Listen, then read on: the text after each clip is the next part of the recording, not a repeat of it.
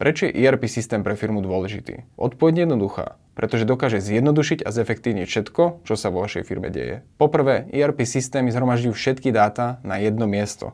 Namiesto toho, aby ste mali informácie roztrieštené po excelovských tabuľkách alebo iných softvéroch, máte všetky informácie na jednom mieste. To znamená, že manažeri majú rýchlo a dostupné informácie na to, aby vedeli robiť správne rozhodnutia. Po druhé, ERP systém eliminuje manuálnu prácu. To, čo ste doteraz robili ručne, ako prepisovanie objednávok, spracovanie faktúr alebo sledovanie zásob, zvládne systém robiť za vás automaticky. To vám ušetrí čas a vašemu týmu umožní venovať sa dôležitejším úlohám, na ktoré aktuálne nezostáva priestor. Ďalším dôležitým prínosom je, že ERP spája všetky oddelenia vo firme.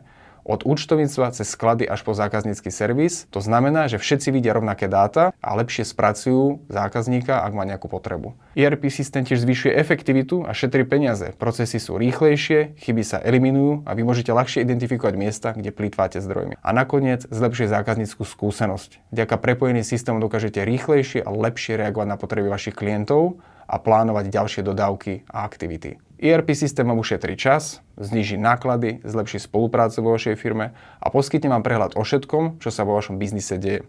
A to sú dôvody, prečo je pre firmu taký dôležitý.